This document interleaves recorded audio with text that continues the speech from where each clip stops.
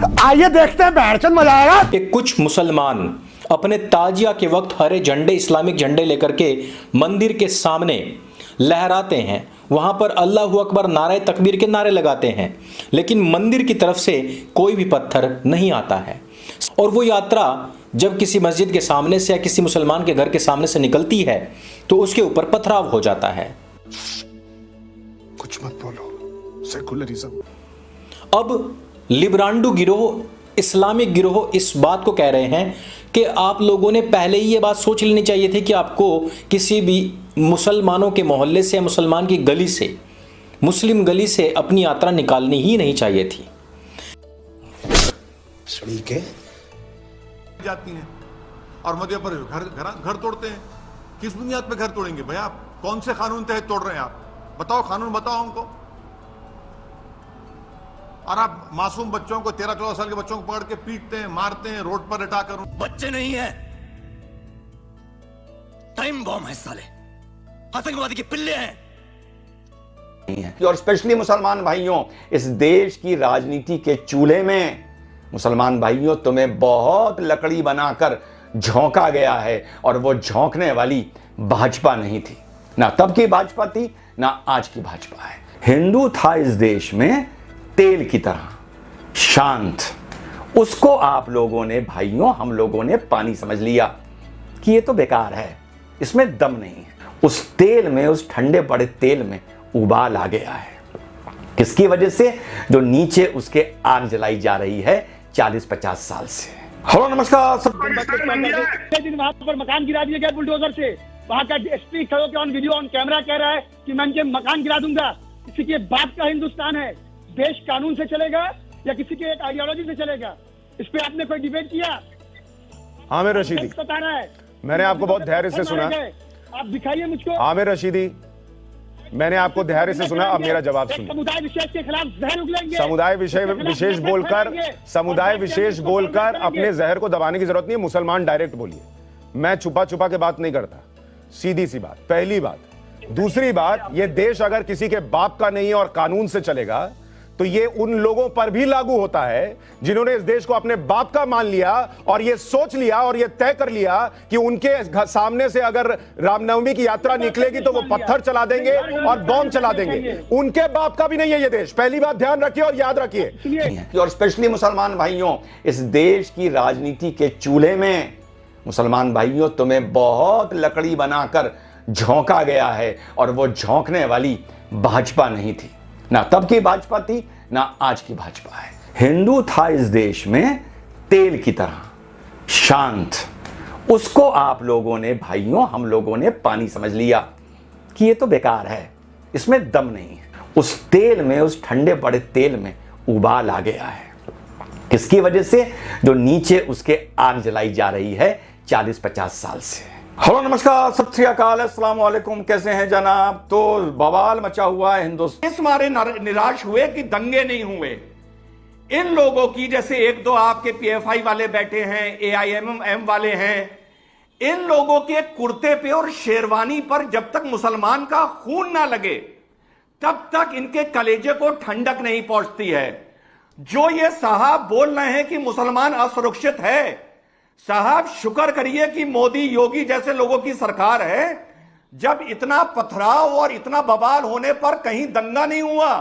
अगर दंगा हुआ तो 1 दिन, 2 दिन, 2 घंटा, 4 घंटा।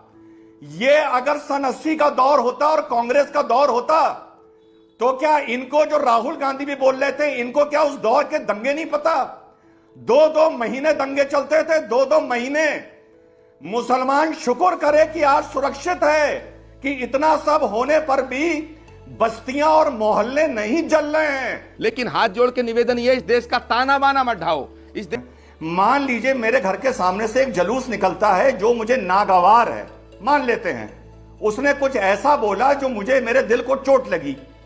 अब ये बताओ बड़े भाई, मेरे घर में उस पर बरसाने के लिए कुछ है ही नहीं, मैं क्या फेंकूंगा? मेरे पास कुछ है ही नहीं। बर्तन फेंकूंगा, गिलास फेंकूंगा, चम्मच फेंकूंगा, हाँ ये तो फेंक सकता हूं, पत्थर नहीं फेंक सकता, क्योंकि मेरे घर में, मेरी गली में पत्थर है ही नहीं। और कहीं भी आम तौर पे जब तक कोई बिल्कुल गांव ना हो, किसी के घर में ना पत्थर है ना सड़क पे पत्थर है।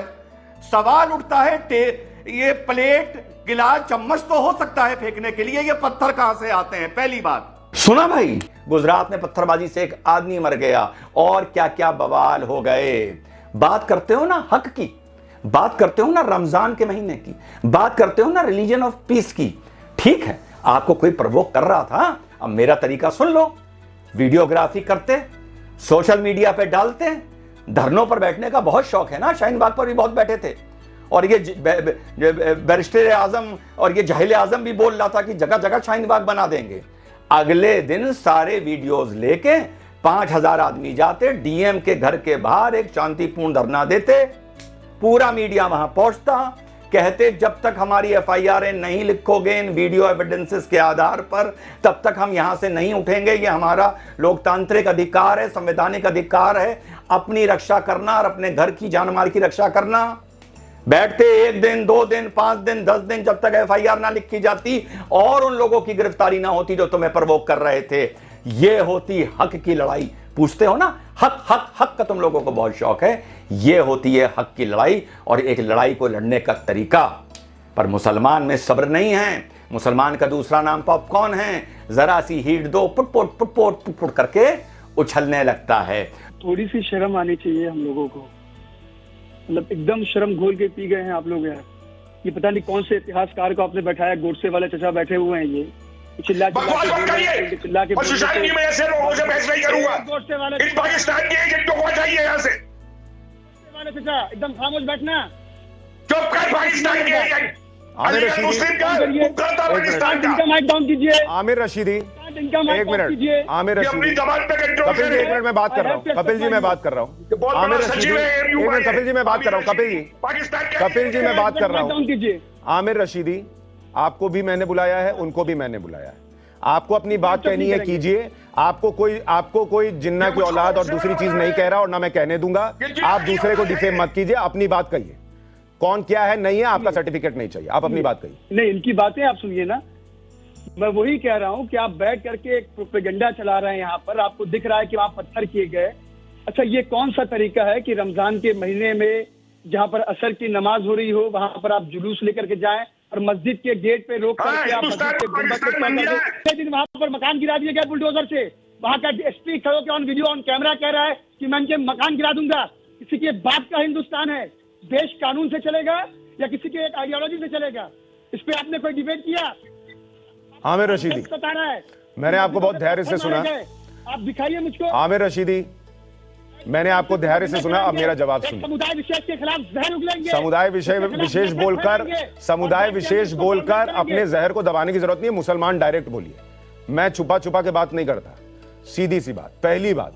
दूसरी बात, ये देश अगर किसी के बाप का नहीं है और कानून से चलेगा तो ये उन लोगों पर भी लागू होता है जिन्होंने इस देश को अपने बाप का मान लिया और ये सोच लिया और ये तय कर लिया कि उनके सामने से अगर रामनवमी की यात्रा निकलेगी तो वो पत्थर चला देंगे और बॉम्ब चला देंगे। उनके बाप का भी नहीं है ये देश। पहली बात ध्यान रखिए और याद रखिए।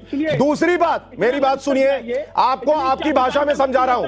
अगर किसी के बाप का नहीं है तो उसके बाप का भी नहीं है जो पत्थर चला रहा था। ये देश उसके बाप का भी नहीं है। और अगर आमिर रशीदी, अगर कानून पर इतना विश्वास है, मुझे सुन लीजिए। आपने बोला मैंने आपको नहीं टोका, मेरी बात सुनिए फिर रिस्पॉन्ड कीजिएगा। तो बाप का देश उनका भी नहीं है जो पत्थर और पेट्रोल बम चला रहे हैं। दूसरी बात, अगर देश के कानून पर इतना भरोसा है तो छत पर पत्थर और पेट्रोल बम नहीं रखने थे बॉस। छत पर पेट्रोल बम नहीं रखने थे, रखना आपको था दिल में धैर्य और पुलिस का फोन नंबर कि बॉस ये हुआ। और कल भी मैंने तस्वीर दिखाई है, बोलिएगा तो अभी वीडियो चला दूंगा। आपको जो कहना है आप, मैं जो हूं नहीं हूं वो पब्लिक को पता है। और मैं आपको ये बता दूं कि आप मुसलमान कहलाने के लायक भी नहीं है जो रमजान के वक्त में ऐसी भाषा बोल रहे हैं। इसलिए तुम मुझे क्या कहते हो, मैं भाई तुम सुनो, तुम मुझे क्या कहते हो मुझे नहीं पता, पर मैं तुम्हें अभी अपनी डिबेट से लात मार के निकाल रहा हूं। गेट आउट, गेट आउट इस शब्द को सुनो। और इसलिए निकाल रहा हूं क्योंकि तुम्हारी भाषा सभ्य नहीं है। तुम रमजान के वक्त में सभ्य भाषा नहीं बोल सकते तो तुम बाकी समय में क्या बोलते होगे ये दुनिया के सामने है। जो रमजान के समय नहीं बोल सकता वो बाद में क्या बोलता होगा वो दुनिया के सामने है।